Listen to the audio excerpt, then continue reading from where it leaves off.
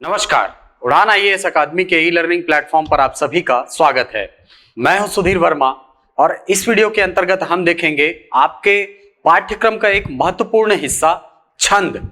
हम जानेंगे इस वीडियो में कि छंद क्या होता है, छंद कितने प्रकार के होते हैं और नजर डालेंगे कुछ महत्वपूर्ण छंदों पर। अभी हाल फिलहाल के एग्जाम्स के लिए ये काफी ज्यादा इंपॉर्टेंट एक टॉपिक है, तो वीडियो के अंत तक बने रहेंगे। चलिए शुरू करते हैं आज का टॉपिक। आज की वीडियो प्रारंभ करने के पूर्व एक बात आपसे कहना चाहूंगा कि वर्तमान परिस्थिति जो है वो काफी विकट परिस्थिति है, तो सुरक्षित रहें, स्वस्थ रहें। इस संक्रमण काल में स्वयं को और अपने परिवारजनों को, साथ ही अपने समाज को सुरक्षित बनाकर रखें, शासकीय नियमों का पालन करें और साथ ही अपनी पढ़ाई की निरंतरता बनाए रखें।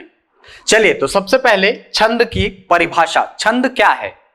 छंद शब्द की उत्पत्ति होती है संस्कृत के चद धातु से। चद का अर्थ होता है आह्लादित करना, प्रसन्न करना या उल्लासित होना। ठीक है, यानी जो प्रसन्नता होती है वो क्या है? चद है। ठीक, तो इस चद की उत्पत्ति जिससे हो वही क्या है? छंद है। अब ये छंद क्या है भाई? छंद क्या है? अक्षर, अक्षरों की संख्या, मात्रा, गणना, यति, गति से संबंधित किसी विषय पर रचना को ही क्या कहा जाता है? छंद कहा जाता है।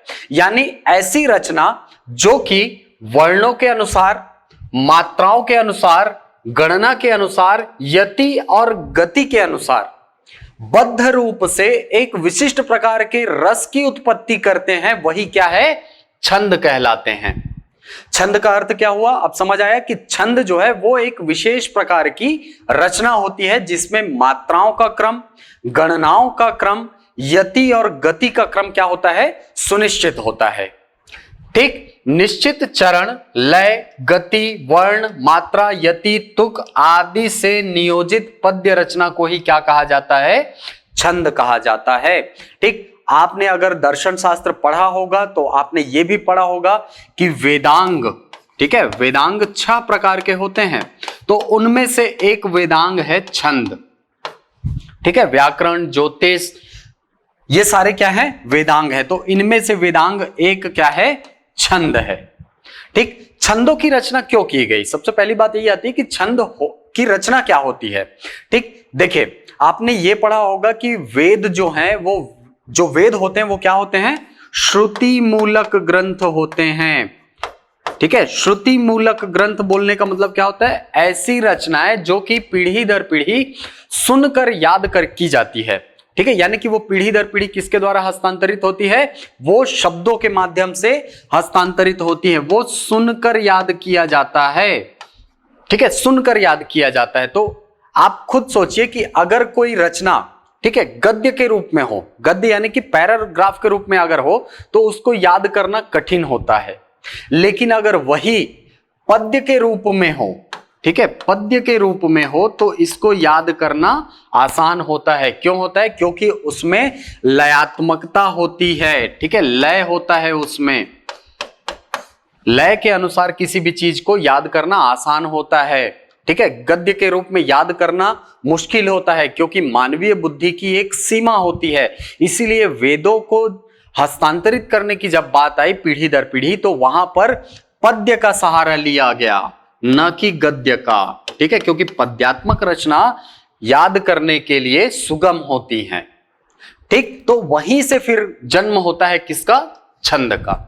एक विशिष्ट मात्राओं से बंधी हुई रचना की जाती है जिसको क्या कहा जाता है? छंद कहा जाता है। इस रचना में यति, गति, मात्रा, ये सारी चीजें क्या होती है? सुनिश्चित होती हैं, सुगम होती हैं, इसीलिए इसको याद करना, ठीक है, इस सुनिश्चितता के कारण इसको याद करना सुगम हो जाता है। चलिए अब आते हैं छंद के अंगों पर। ठीक, छंद को 2 आधारों पर बांटा जाता है। ठीक, एक बांटा जाता है रचना के अनुसार और दूसरा बांटा जाता है इसको गायन के अनुसार। गायन के अनुसार पद्य के अंग या जो छंद है इसके अंग अलग होते हैं, जबकि रचना के अनुसार इसके अंगों की संख्या अलग होती है। ठीक, तो आपको यहां से डायरेक्ट प्रश्न बनता है कि रचना के अनुसार छंदों के अंग कौन कौन से हैं। ठीक, तो छंद के अंग रचना के अनुसार कौन कौन से होते हैं? 2 अंग होते हैं, एक चरण और पाद, दूसरा वर्ण और मात्रा। ठीक, तो सबसे पहले समझेंगे चरण और पाद क्या होता है। ठीक, जैसे कि कोई रचना, जैसे कि बंदौ गुरुपद पदुम परागा सुरुचि सुबास सरस अनुरागा। ठीक है, 2 पद हैं यहां पर, क्या क्या है? बंदौ गुरु पद पदुम परागा। ठीक है, ये पहला पद है। दूसरा पद क्या है? सुरुचि सुबास सरस अनुरागा। ठीक है, अब बेसिकली ये चौपाई है, तो इसके अन्य पद 2 कौन कौन से हैं? देखिए, बंदौ गुरुपद पदुम परागा सुरुचि सुबास सरस अनुरागा अमीय मूरिमय चूरन चारु समन सकल भवरुज परिवारु। ठीक है, तो यहां पर ये पहला पद है, ये दूसरा पद है। ठीक, इसके बाद जो 2 पद मैंने आपको बताए वो है। तीसरा पद कौन सा है? अमीय मूरिमय चूरन चारु समन सकल भव रुज परिवारु। ठीक, तो ये तीसरा पद और ये चौथा पद। ठीक, तो यही क्या है? चरण है। इन्हें ही क्या कहा जाता है? चरण या पाद कहा जाता है। ठीक, ये पहला चरण, ये दूसरा चरण, ये तीसरा चरण और ये चौथा चरण। क्लियर है? ठीक, अब दूसरे में बात करते हैं दूसरे अंग की। तो दूसरा क्या है? वर्ण और मात्रा। यहीं पर विभेद होता है छंद का 2 भागों में। एक को कहा जाता है मात्रिक छंद और दूसरे को कहा जाता है वर्णिक छंद। इसके बारे में हम बाद में डिटेल से देखेंगे। ठीक, तो सबसे पहले ये याद रखिएगा कि वर्ण और मात्रा, ठीक है, ये छंद के अंग होते हैं और यहीं पर विभाजन होता है छंद का मात्रिक छंद में और वर्णिक छंद में। ऐसे छंद जिनकी रचना मात्रा के आधार पर, मात्रा की गणना के आधार पर की गई हो, उन्हें क्या कहा जाएगा? मात्रिक छंद कहा जाएगा। यानी कि इसमें प्रत्येक पद में मात्राओं की संख्या जो है वो सुनिश्चित होंगी। और वर्णिक छंद क्या होंगे? ऐसे छंद जिनकी रचना किसके आधार पर की गई? वर्णों की संख्या के आधार पर की गई है, वो क्या कहलाएंगे? वर्णिक छंद कहलाएंगे। क्लियर? इसमें वर्णों की संख्या सुनिश्चित होती है। ठीक, तो आते हैं वापस। अब दूसरे पद की बात करें या दूसरे अंग की बात करें तो क्या है? वर्ण और मात्रा। ठीक, मात्रा 2 प्रकार की हो सकती है। ठीक, संस्कृत में मात्रा 3 प्रकार की होती थी, 1, 2 और 3। ठीक है, यानी कि लघु, गुरु और प्लुत। इसको संस्कृत में प्लुत कहा जाता था। ठीक, संस्कृत में कौन कौन से होते थे? लघु, गुरु और प्लुत। ये 3 प्रकार की मात्राएं होती थी। ठीक है, हिंदी में प्लुत नहीं होता है, तो केवल लघु और गुरु को ही हम मात्रा के अंतर्गत रखते हैं। ठीक, तो हिंदी में मात्राओं की संख्या कितनी होती है? 2 होती है, एक लघु और दूसरा गुरु। लघु का चिन्ह क्या होता है? ये। ठीक है, एक खड़ी डंडी लघु का चिन्ह होता है, वहीं गुरु का चिन्ह होता है ये। ठीक, अब समझते हैं कि ये वर्ण और मात्रा होते क्या हैं। ठीक, चलिए वर्ण और मात्रा की बात करें तो छंद के चरणों को वर्णों की गणना के अनुसार व्यवस्थित किया जाता है। छंद में जो अक्षर प्रयोग होते हैं उन्हें वर्ण कहा जाता है। ठीक है, जो वर्ण प्रयोग हो गए उनको वर्ण कहा जाएगा। मात्रा की दृष्टि से वर्ण कितने प्रकार के होते हैं? तो मात्रा की दृष्टि से वर्ण कितने प्रकार के हो सकते हैं? 2 प्रकार के, एक लघु और दूसरा गुरु। ठीक, लघु जो मात्रा है वो क्या है? जिन मात्राओं को बोलने में कम समय लगता है उन्हें लघु या ह्रस्व वर्ण कहा जाता है। इसका चिन्ह होता है एक खड़ी डंडी। ठीक, जैसे कि मैंने कहा सुधीर। ठीक है, जैसे ये मेरा नाम है सुधीर, है ना। यहां पर स में छोटे ऊ की मात्रा है, यानी इसको बोलने में मुझे कम समय लगेगा। ठीक, तो इसका चिन्ह क्या होगा? एक खड़ी डंडी। वहीं अगर सीधे दूसरे वर्ण की बात करें तो ध में कौन सी मात्रा है? बड़े ई की मात्रा है, तो यहां पर जो मात्रा है वो कैसी हो जाएगी? दीर्घ हो जाएगी। ठीक, पुनः रा पे आएंगे तो पुनः एक लघु वर्ण है वहां पर। ठीक है, तो लघु वर्ण ऐसे वर्ण होते हैं जिनको बोलने में या जिनके उच्चारण करने में हमें कम समय लगता है। इन्हें लघु मात्रा कहा जाता है। वहीं गुरु या दीर्घ की बात करें तो ऐसे वर्ण या ऐसी मात्राएं जिनके उच्चारण में लगने वाला समय अधिक होता है, वो क्या कहलाते हैं? गुरु या दीर्घ मात्राएं कहलाती हैं। क्लियर? चलिए अब आते हैं छंद के अंग दूसरे आधार पर। किसके आधार पर? गायन के अनुसार। मैंने आपको बताया कि दो आधार पर इसको बांटा जाता है, एक रचना के आधार पर और दूसरा गायन के आधार पर। गायन के आधार पर छंद के 5 अंग होते हैं। कौन कौन से? पहला होता है मात्रा, दूसरा है यति, तीसरा है गति, चौथा है तुक और पांचवा है गण। ठीक, अब देखिए यहां पर से प्रश्न थोड़ा सा घूमता है। अगर आपको स्पेसिफिक पूछा जाए कि रचना के आधार पर छंद के कितने प्रकार हैं, तो बिल्कुल 2 ही प्रकार हैं छंद के। कौन कौन से? वर्ण एवं मात्रा, दूसरा चरण एवं पाद। ठीक है, ये रचना के आधार पर छंद के अंग हैं। वहीं अगर आपको पूछे गायन के अनुसार छंद के कितने अंग हैं, तब वहां पर आपको 5 लेना है आंसर में, क्योंकि 5 अंग होते हैं। ठीक, लेकिन अगर आपको स्पेसिफाई नहीं किया है और सीधे पूछा है कि छंद के अंग कितने होते हैं, तो छंद के कुल 7 अंग होते हैं। कौन कौन से? ये 5 और ये 2, ये सारे के सारे क्या हैं? छंद के अंग हैं। ठीक, इसमें वर्ण भी जुड़ जाएगा और चरण भी जुड़ जाएगा, तो ये कुल मिलाकर कितने अंग हो जाएंगे? 7 अंग हो जाएंगे। ठीक, वर्ण और मात्रा को हम समझ चुके हैं, चरण को भी हमने देखा।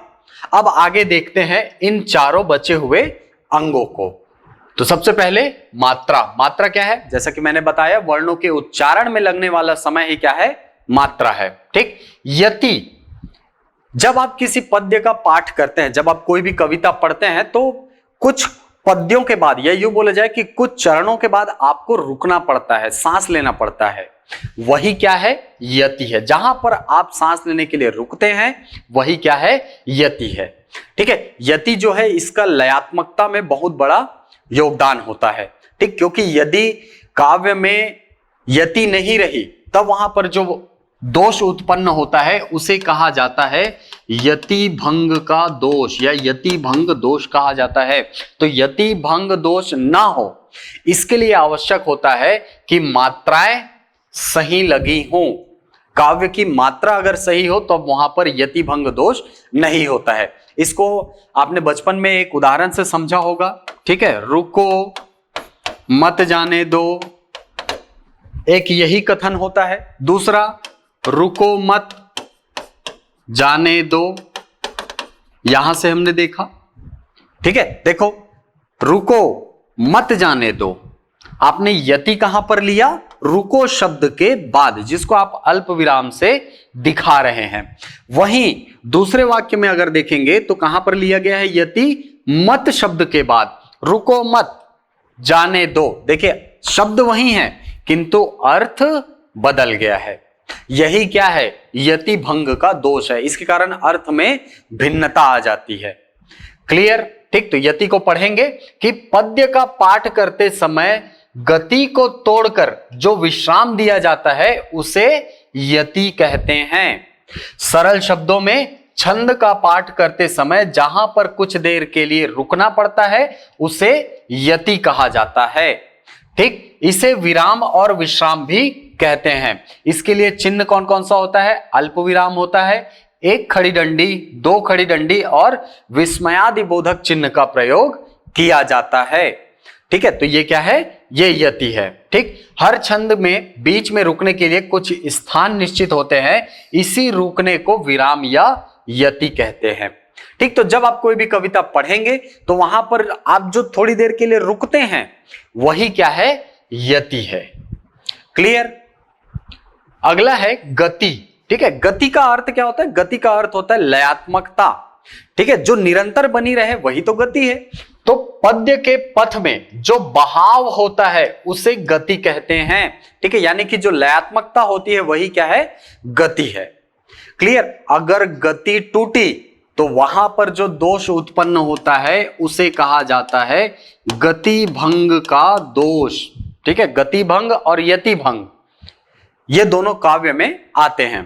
ठीक, तो जब पद्य के पथ में जो बहाव होता है उसे ही क्या कहा जाता है, गति कहा जाता है। अर्थात किसी छंद को पढ़ते समय जब एक प्रवाह का अनुभव हो वही क्या है, गति है। क्लियर। अगला है तुक। समान उच्चारण वाले शब्दों के प्रयोग को ही तुक कहा जाता है। इसको एक आसान से उदाहरण से समझते हैं। जैसे कि पिछला ही उदाहरण देखें, बंदौ गुरुपद पदुम परागा, ठीक है, सुरुचि सुबास सरस अनुरागा। ठीक, तो अब देखिए तुक क्या होता है। तुक का अर्थ होता है अंतिम में, ठीक है, पद के अंत में आने वाला वर्ण। ठीक, पहले पद और दूसरे पद के अंत में आने वाले वर्ण यदि समान हैं तब वहां पर क्या कहा जाएगा कि ये कविता क्या है, तुकांत कविता है, यानी कि तुक में अंत होने वाली कविता है। ठीक, यहां पर आप देखेंगे तो क्या मिलेगा, परागा क्या है, अंत में ग धन आ, अंत में क्या आया, आ आया। वहीं दूसरे पद में आएंगे तो सुरुचि सुबास सरस अनुरागा, यहां भी क्या है, ग धन आ है, अंत में क्या आया, आ आया। ठीक है, अनुरागा शब्द क्या है, आकारांत शब्द है, वही परागा शब्द भी क्या है, आकारांत शब्द है। तो ये कविता किस प्रकार की कविता कही जाएगी, तुकांत कविता कही जाएगी। और यहीं पर काव्य का विभेद होता है दो भागों में।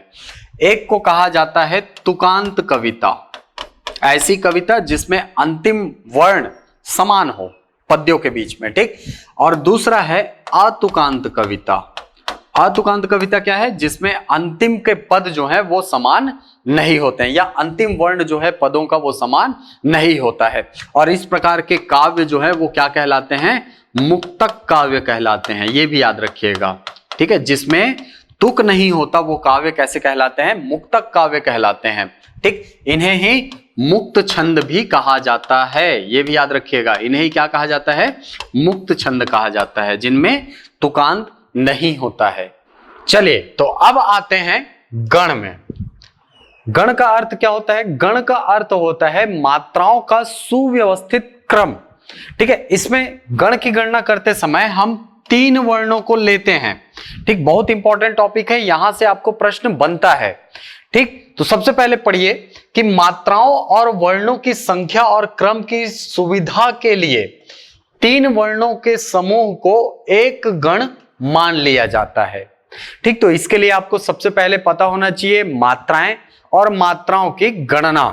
ठीक, तो चलिए जैसा कि पिछले उदाहरण में हमने देखा था उसी को लेकर आगे बढ़ते हैं।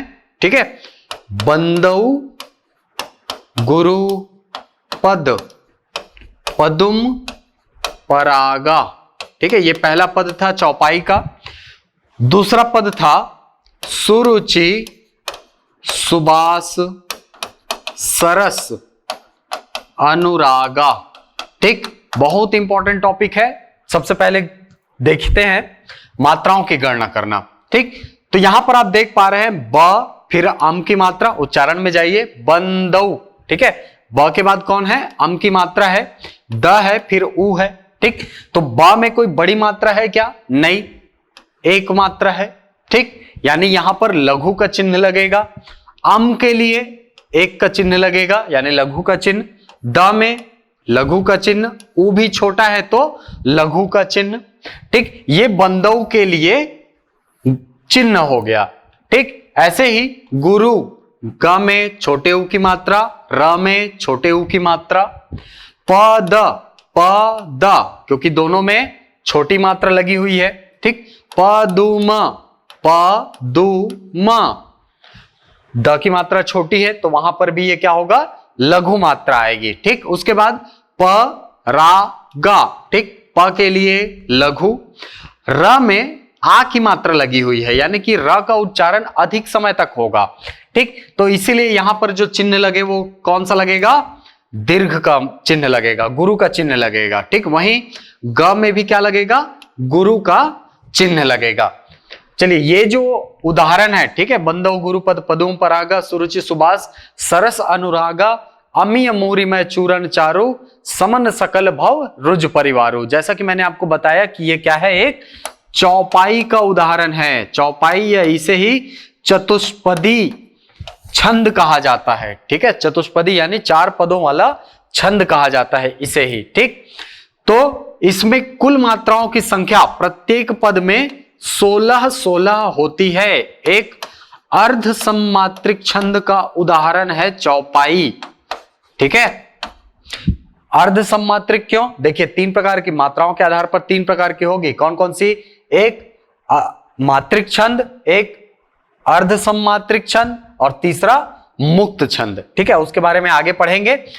ठीक, तो प्रत्येक चरण में कितना होना चाहिए? 16 मात्राएं होनी चाहिए। तो देखिए आप गिनेंगे इसको तो 1 2 3 4 5 6 7 8 9 10 11 12 हुए, 13 14 15 और 16।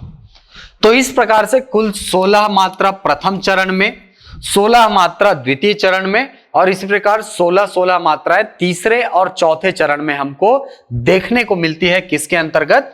चौपाई के अंतर्गत। चलिए अब आते हैं गणों की संख्या में। तो याद रखिएगा हिंदी पद्य में गणों की संख्या होती है 8। देखिए कौन कौन से गण होते हैं? य गण, य, मा, ता, रा, ज, भा, न, स, ये 8 गण होते हैं। ठीक, इनको क्रमशः य गण, म गण, त गण, र गण, ज गण, भ गण, न गण और स गण कहा जाता है। ठीक, अब इसमें मात्राओं की गणना कैसे होती है? तो देखिए सबसे पहले य गण में, य गण जब गणना करना हो तो ये सूत्र याद रखिएगा। ठीक, सबसे पहले आपको क्या होना चाहिए? इस सूत्र को याद करना होगा। सूत्र क्या है? यमाता राज भान सलगा। ठीक है, फिर से यमाता राज भान सलगा। ठीक, अब मुझे मान लो य गण निकालना हुआ। ठीक है, य गण में मात्राओं की संख्या कैसे होगी? तो देखिए ध्यान से देखिएगा, य में मात्रा कौन सी है? लघु है, तो ये लघु का चिन्ह। इसके बाद के 2 अन्य वर्णों को गणना में लिया जाता है। ठीक, इसके बाद कौन सा गण है? म गण है। ठीक है, यानी म है, म में कौन सी मात्रा है? दीर्घ मात्रा है, तो ये दीर्घ का चिन्ह लगा दीजिए। ता, इसके बाद ता में कौन सी मात्रा है? दीर्घ का चिन्ह है, तो य गण का जो चिन्ह हो गया वो क्या हो गया? लघु गुरु गुरु। ठीक, यहां से आपको प्रश्न कैसे बनता है? 2 प्रकार से प्रश्न बन सकते हैं। एक आपको चिन्ह दे देगा, बोलेगा कि ये कौन सा गण है पहचानिए। ठीक, आपको बोल देगा कि ये कौन सा गण है पहचानिए, या ये कौन सा गण है पहचानिए, ये कौन सा गण है पहचानिए। ठीक, दूसरा आपको पूछ सकता है कि य गण में मात्राओं की संख्या कितनी होती है? य गण में मात्राओं की संख्या कितनी है? 1 2 3 4 और 5। तो य गण में मात्राओं की संख्या कितनी होगी? 5 होगी। क्लियर है? ठीक, तो इस प्रकार से आपको यहां से 2 तरीकों से प्रश्न जो है गण के अंतर्गत आपको पूछ सकता है। ठीक, चलिए जैसे कि मुझे कोई शब्द है, मान लीजिए मेरा नाम है सुधीर, इसमें गण पता करना है कि ये कौन सा गण है। ठीक, तो आप यहां पर देखेंगे सबसे पहले ये लघु है, लघु है। ध में बड़े ई की मात्रा है, मतलब ये दीर्घ है। र छोटा है, तो यहां पर लघु का चिन्ह होगा। क्लियर? तो यहां पर कौन सा गण हुआ? ISI या लघु गुरु लघु। किसका चिन्ह होगा? तो आप देखेंगे ज गण का चिन्ह होता है लघु गुरु लघु। ठीक, सभी गणों के चिन्ह को एक बार देख लेते हैं। तो य गण का चिन्ह क्या होगा? यहां पर य मा ता, य मा ता, ये दीर्घ है ना, य गण का चिन्ह है। म गण का चिन्ह क्या होगा? म ता रा। इन तीनों वर्णों को लेंगे हम, पहले वाले को छोड़ देंगे। ठीक, तो मा ता रा, ये म गण का चिन्ह होगा। ठीक, अब आते हैं त गण में। तो त गण का चिन्ह क्या होगा? ता रा ज, ता रा ज, ये त गण का चिन्ह होगा। ठीक, र गण का चिन्ह क्या होगा? र का रा ज भा, है ना, रा ज भा। ज गण का चिन्ह क्या होगा? ज का चिन्ह होगा लघु गुरु लघु। ठीक है, लघु गुरु लघु जभान। इसी प्रकार भगण का चिन्ह क्या होगा, भगण का चिन्ह भा न स, भा न स, क्योंकि ये दोनों लघु हैं, आप देख पा रहे हैं यहां पर। ठीक, अब यहां पर आएंगे जब आप न गण में, न गण में जब आएंगे तो 3 वर्णों को लेना है हमको। ठीक है, तो न स, अब इसके बाद क्या लेंगे, इसके बाद बेसिकली ये होता क्या है कि ये रिपीट हो जाता है, स के बाद कहां आ जाएगा, य में आ जाएगा। ठीक, तो इसको, इसी कंफ्यूजन को दूर करने के लिए ये जो लगा शब्द है इसको लगाया गया है। ठीक, न के बाद न तो आएगा ही, इसके बाद स आएगा, उसके बाद क्या आना चाहिए, लघु आना चाहिए। ठीक है, यानी कि जो न है, न गण, इसका चिन्ह क्या होना चाहिए, लघु लघु लघु। ठीक, तो ये लगा को लगाने का कारण वही है कि इसमें जो पहला वर्ण है ये क्या है, लघु है, और दूसरा गुरु है, जो कि सेम इसके बराबर होता है। ठीक है, यहां पर भी आप देख पा रहे हैं, पहले लघु है, फिर दीर्घ है या गुरु है। ठीक, फिर सगण का चिन्ह क्या होगा, स के बाद चाहे तो आप इधर वापस आ सकते हैं, या चाहे तो इससे सीधा यहां से ले सकते हैं। ठीक, क्या होगा, 1 1 S, यानी कि लघु लघु गुरु। ये कौन सा गण है, सगण है। यहां से आपको प्रश्न आता है, 2 प्रकार के प्रश्न यहां से पूछ सकता है, य गण में मात्राओं की संख्या, म गण में मात्राओं की संख्या, त र ज भ न स, इन गणों में मात्राओं की संख्या पूछ सकता है आपको, या ये पूछ सकता है कि कौन सा चिन्ह य गण से संबंधित है या कौन सा चिन्ह म गण से संबंधित है। इस प्रकार के प्रश्न यहां से आपको देखने को मिल सकते हैं। ठीक, ये बनाया क्यों गया, ठीक, देखिए पिछला ही उदाहरण अगर आप देखें बंधव गुरुपद वाला, ठीक, तो बंधव गुरुपद में 1 1 1 आया था, है ना, तो इन तीनों को मिलाकर एक गण बनता है, जो कौन सा गण होगा, न गण होगा। ठीक है, क्योंकि न गण का ही चिन्ह क्या होता है, लघु लघु लघु होता है। क्लियर है। ठीक, ये मात्राओं की गणना के लिए सुगमता प्रदान करता है, इसीलिए गण की हमको कविता में आवश्यकता होती है। चलिए, तो सबसे पहले आप इस सूत्र को याद रखेंगे। क्या है सूत्र, यमाता राज भान सलगा। ठीक, ये अगर याद होगा तो ये उम्मीद करता हूं कि आप यहां से मात्राओं की गणना कर सकते हैं। क्लियर। अब आते हैं छंद के प्रकार की ओर। तो छंद के मूलतः 4 प्रकार होते हैं। ठीक है, अंग की बात नहीं कर रहा हूं, यहां क्या बात कर रहे हैं, छंद के प्रकार की। तो छंद के मूलतः 4 प्रकार, मात्रिक छंद, दूसरा वर्णिक छंद, तीसरा वर्णिक वृत्त छंद, और चौथा है मुक्त छंद। ठीक, इसमें आज की वीडियो में हम देखेंगे मात्रिक छंद के बारे में और इससे जुड़े हुए कुछ उदाहरणों के बारे में समझेंगे। दोहा क्या होता है, सोरठा क्या होता है, चौपाई, उल्लाला छंद, इन छंदों के बारे में इस वीडियो में हम जानने का प्रयास करेंगे। चलिए, तो छंद का पहला प्रकार है मात्रिक छंद। मात्रिक छंद वे छंद होते हैं जिनकी रचना मात्राओं के आधार पर की जाती है। यानी यहां पर जब आपको गणना करनी होगी तो वहां पर गणना किसकी करेंगे आप, मात्राओं की गणना करेंगे। तो जो छंद मात्राओं की गणना के आधार पर की जाती है, जिनकी रचना, उन्हें क्या कहा जाता है, मात्रिक छंद कहा जाता है। ठीक, इसको पढ़ते हैं कि मात्रा की गणना के आधार पर की गई पद रचना को मात्रिक छंद कहा जाता है। अर्थात जिन छंदों की रचना मात्राओं की गणना के आधार पर की जाती है उन्हें मात्रिक छंद कहा जाता है। ठीक, जिनमें मात्राओं की संख्या, लघु गुरु, यति गति के आधार पर पद रचना की जाती है। ठीक है, इनमें जो पद रचना है वो बेसिकली किसके आधार पर की जाती है, मात्राओं की संख्या के आधार पर। ठीक, इसके अलावा लघु गुरु का यहां पर ध्यान रखा जाता है, साथ ही यति और गति। ठीक है, कैसे समझे इसको, जैसे कि आप उदाहरण देखिए, बंदो गुरुपद पदुम परागा। ठीक, ये एक चौपाई है बेसिकली। ठीक, इसमें प्रत्येक चरण में आपको 16-16 की मात्राएं मिलेंगी। 4 पद है तो चारों में 16-16 मात्राएं होंगी। ठीक, ये क्या है, मात्राओं की संख्या। ठीक, दूसरा लघु गुरु। लघु गुरु मतलब इसमें भी लघु गुरु की जो संख्या है वो समान होगी। ठीक, इसमें आप देखेंगे आगा, ठीक है, अंत में क्या है, परागा। इसको अगर आप देखेंगे तो क्या लिखा है, एक लघु है, फिर दीर्घ है, फिर दीर्घ है।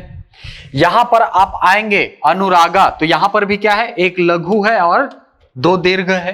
तो इसके क्रम को यहां पर ध्यान रखा जाता है। इसके अलावा यति और गति का ध्यान रखा जाता है। ठीक, ये पूरे को पढ़ेंगे तो ये गति कहलाएगी। ठीक है, ये एक गति के बाद परागा के बाद क्या आएगा, एक यति आएगा, यानी वहां पर आप थोड़ी देर के लिए विश्राम करेंगे, रुकेंगे। ठीक, बंदौ गुरुपद पदुम परागा, आप रुके, ये यति हो गया। फिर सुरुचि सुबास सरस अनुरागा, फिर आप रुके, यहां पर यति कहां पर हुई, अनुरागा के बाद हुई है।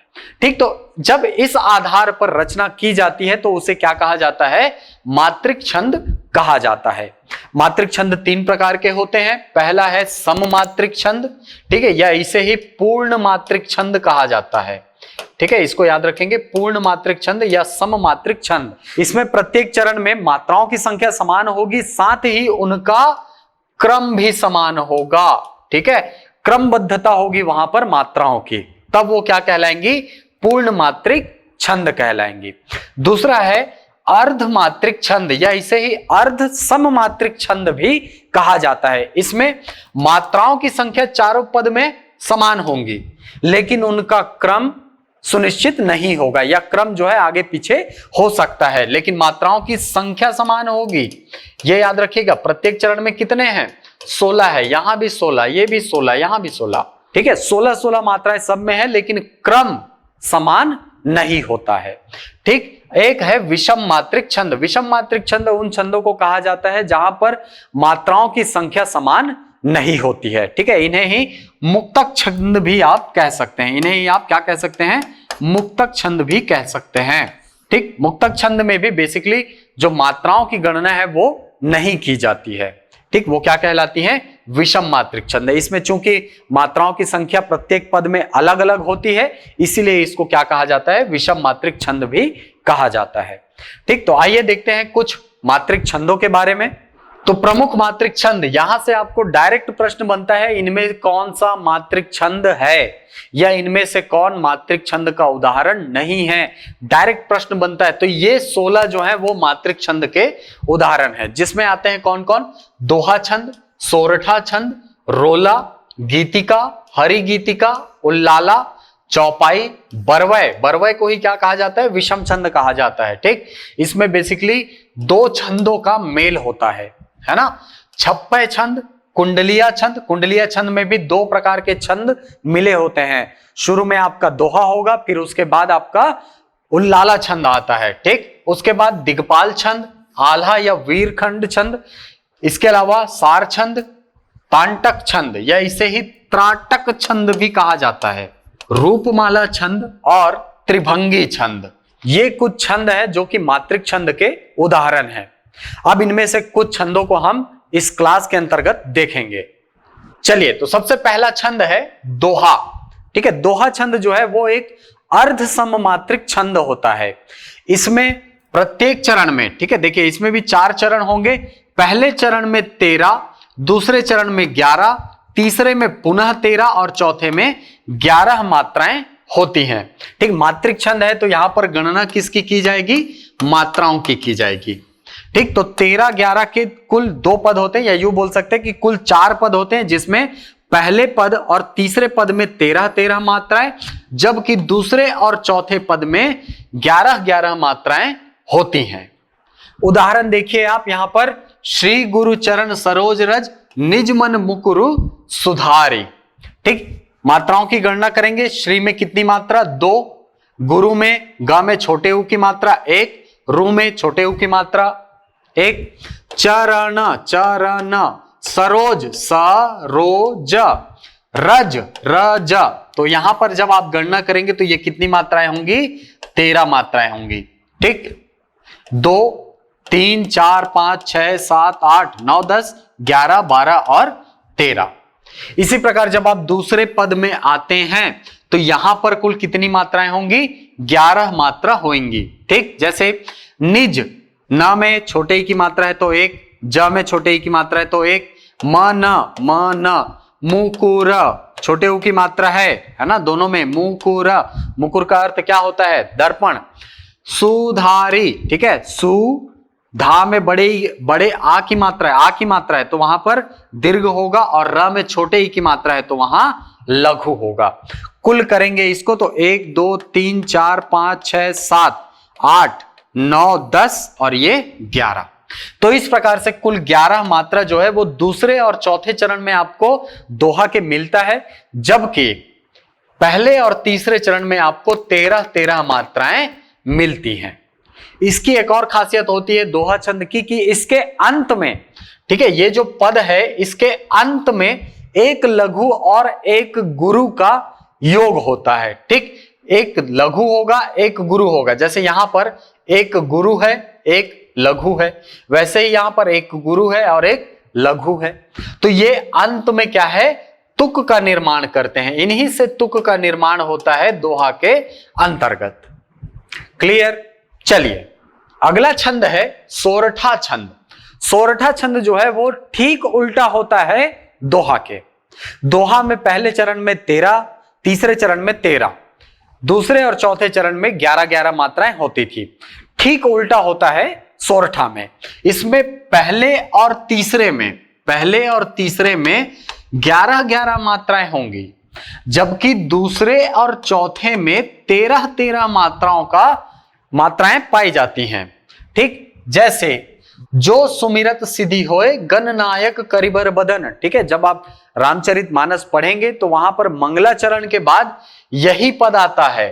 ठीक, ये क्या है, बेसिकली एक सोरठा है, मंगलाचरण के अंतर्गत ही इसको गिना जाता है। संस्कृत के 7 श्लोक हैं, उसके बाद कौन है, ये सोरठा है। जो सुमिरत सिद्धि होए गणनायक करिबर बदन, करहु अनुग्रह सोए बुद्धि राशि शुभ गुण सदन। ठीक, मात्राओं की गणना करेंगे तो यहां पर पहले चरण में और तीसरे चरण में आपको 11 मात्रा मिलेंगी, जबकि दूसरे चरण में और चौथे चरण में आपको 13 मात्राएं देखने को मिलती हैं। ठीक, तो यह है सोरठा छंद, जो कि ठीक उल्टा है किसके, दोहा के। चलिए अगले छंद की तरफ चलते हैं, जो है चौपाई छंद। चौपाई छंद एक अर्ध सममात्रिक छंद होता है, ये याद रखिएगा, है ना। अर्ध सममात्रिक छंद का उदाहरण होता है जिसमें प्रत्येक चरण में 16 मात्राएं होती हैं। ठीक है, अब ये मत बोलना कि सर 16 मात्राएं तो ये तो सममात्रिक हो गया, नहीं, ये अर्ध सममात्रिक होता है। क्यों? देखिए, अर्ध सममात्रिक इसलिए होता है क्योंकि इसमें प्रत्येक चरण में हालांकि 16 मात्राएं हैं, लेकिन इनका क्रम व्यवस्थित नहीं होता है, क्रम व्यवस्थित नहीं होता है। ठीक है, यानी कि कोई लघु है तो किसी स्थान पर दीर्घ आ जाएगा। ठीक है, यानी कि क्रम व्यवस्थित यहां पर नहीं होता है। ठीक, अंत में हालांकि आपको एक गुरु और एक लघु मिलेगा। देखिए यहां पर भी एक गुरु और एक लघु मिला, वो तुक के लिए होता है, ये तुक के लिए होता है। ठीक है, लेकिन अन्य स्थानों पर आपको क्रमबद्धता जो है मात्राओं की नहीं मिलती है, इसलिए ये सममात्रिक छंद होते हुए भी अर्ध सममात्रिक छंद है, पूर्ण सममात्रिक छंद नहीं होता है। ठीक है, इसे ही चतुष्पदी छंद भी कहा जाता है, यह भी याद रखिएगा, चतुष्पदी छंद। ठीक है, 4 पैर हैं जिसके, ऐसा छंद कौन, चौपाई। चतुष्पदी छंद की खासियत यह होती है, या चौपाई छंद की यह खासियत होती है कि आप इसे संगीत के किसी भी स्वर से प्रारंभ कर सकते हैं।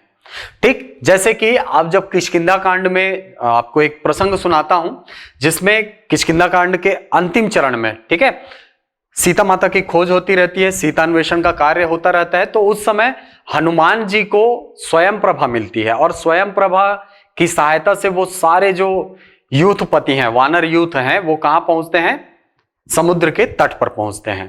तो यहां पर हनुमान जी को उनकी शक्ति याद दिलाते हैं कौन, जामवंत जी। वो पद कैसे लिखा है तुलसीदास जी ने, कहहि रीछपति सुनु हनुमाना, का चुप साधि रहेउ बलवाना, पवन तनय बल पवन समाना, बुद्धि विवेक विज्ञान निधाना, कवन सो काज कठिन जग माही, जो नहीं हो ही तात तुम पाही, राम काज लगी तव अवतारा, सुनत ही भयउ पर्वताकारा। ठीक है, ये एक मध्यम स्वर की कविता थी। ठीक, इसी को आप चाहे तो निम्न स्वर में भी गा सकते हैं, कहई रीछपति सुनु हनुमाना, काचूपि साधी रहेउ बलवाना। चतुष्पदी छंद जो है इसकी खासियत ही होती है कि इसको आप संगीत के 7 सुरों में कहीं से भी प्रारंभ कर सकते हैं। क्लियर। चौपाई छंद आपको एग्जाम में डायरेक्ट पूछेगा कि प्रत्येक चरण में 16 मात्राएं पाई जाती है। किस छंद में? किस छंद में? चौपाई छंद के अंतर्गत। कौन सा छंद संगीत के सभी स्वरों में गाया जा सकता है? चौपाई छंद। क्लियर। ठीक, ये इंपॉर्टेंट है आपके एग्जाम के लिए। चलते हैं अगले छंद की तरफ। चलिए, अगला छंद है उल्लाला छंद। ठीक, उल्लाला छंद की खासियत यह होती है कि यह भी एक मात्रिक छंद होता है। इसमें हर चरण में 15 और 13 के क्रम से 28 मात्रा। ठीक, पहले जो पद हैं, ठीक है, पहला और तीसरा जो पद है इसमें 15-15 मात्रा, जबकि दूसरे और चौथे पद में 13-13 मात्रा। तो कुल कितनी मात्रा? 28 मात्रा पाई जाती है। ठीक, पहला और दूसरा को मिलाओगे तो कितनी मात्रा होगी? 28। तीसरे और चौथे पद को मिलाओगे तो 28 मात्रा उल्लाला छंद में पाई जाती है। उदाहरण क्या है? करते अभिषेक पयोध हैं बलिहारी इस वेश की, हे मातृभूमि तू सत्य ही सगुण मूर्ति सर्वेश की।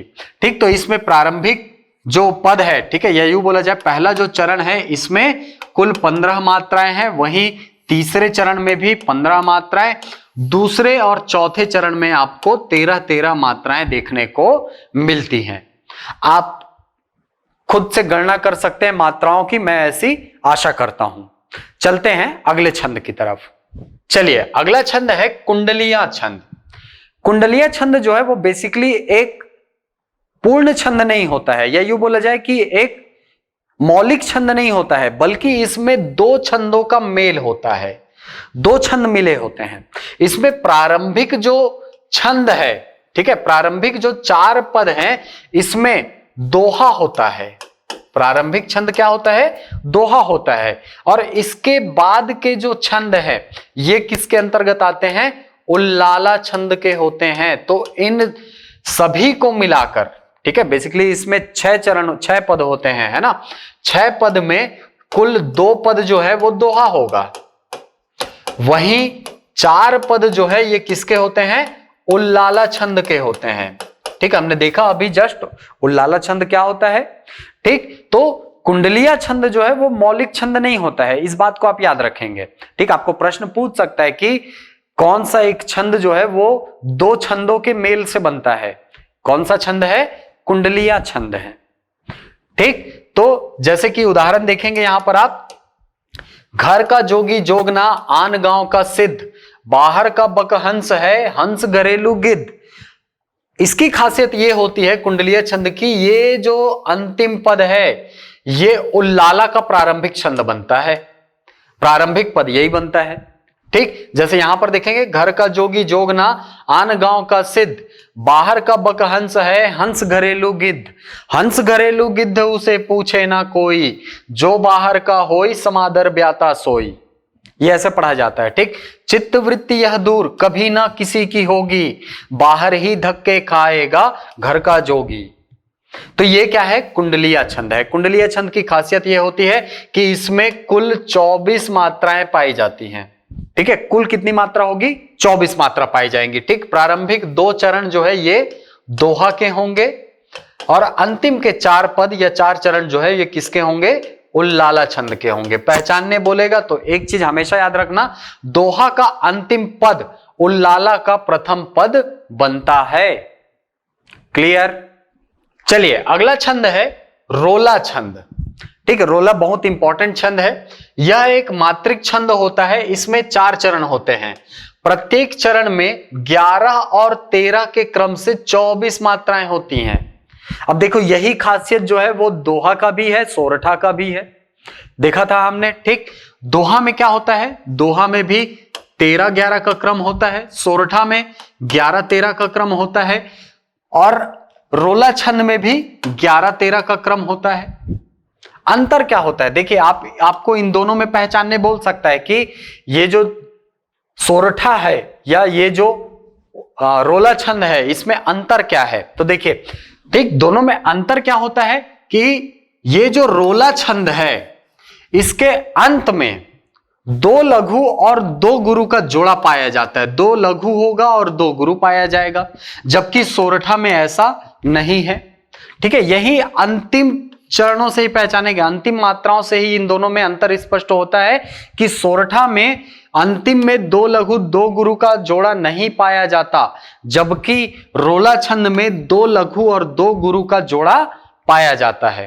ठीक, जैसे उदाहरण देखिए, यही सयानो काज, ठीक है, यही सयानो काज राम को सुमिरन की जाए, पर स्वार्थ के काज शीश आगे धर दी जाए। ठीक, तो यहां पर देखेंगे आप, यहां पर जब मात्राओं को लिखेंगे तो क्या बनेगा? 1 2 1 2 2 2 1 2 1 2 1 1 1 1 2 2। वहीं दूसरे और तीसरे पद में देखोगे तो क्या बनेगा? लघु लघु गुरु, लघु लघु गुरु, गुरु लघु, गुरु लघु गुरु, गुरु लघु लघु गुरु गुरु। ठीक, अंत में देखिए आप, अंत में क्या दिख रहा है आपको? दो लघु और दो गुरु दिख रहे हैं आपको। यही क्या है? इस रोला छंद की विशेषता होती है। ठीक, तो आपको बोल सकता है कि इन दोनों में क्या अंतर होता है ना? रोला और सोरठा में मुख्य अंतर क्या होता है? तो यही अंतर होता है कि रोला में अंतिम चरण में क्या पाया जाता है? दो लघु और दो गुरु का जोड़ा पाया जाता है, जबकि सोरठा में ऐसा नहीं होता है। ठीक है, सोरठा में क्या था? जैसे कि उदाहरण इसका देखा था हमने कि जो सुमिरत सिद्धि होए गणनायक करिबर बदन। ठीक है, क्या था अंतिम में? करिबर बदन, ये था। ठीक है, सोरठा में हमने देखा था। इसकी मात्रा देखोगे तो क्या बनेगा? 1 1 1 1। दिख रहा है क्या लघु गुरु का जोड़ा? नहीं दिख रहा है। ठीक, तो ये क्या है? ये एक सोरठा है। यहां पर आप मात्रा की गणना करेंगे तो यहां पर 11 13 का क्रम आपको मिलेगा। ठीक, ये सोरठा है। ठीक, वहीं अगर आपको अंत में 11 13 के क्रम के साथ, है ना, 11 13 के क्रम के साथ अंत में लघु गुरु का जोड़ा मिलता है तो वो निश्चित रूप से कौन सा छंद होगा? रोला छंद होगा। क्लियर? तो ये था आपके पाठ्यक्रम का एक महत्वपूर्ण टॉपिक। छंद के अंतर्गत हमने देखा मात्रिक छंद, और मात्रिक छंद के अंतर्गत कुछ महत्वपूर्ण छंदों के प्रकारों के बारे में जाना, मात्राओं की गणना करना सीखा। आशा करता हूं ये वीडियो आपको पसंद आया होगा। मिलते हैं अगली कक्षा में, तब तक के लिए धन्यवाद।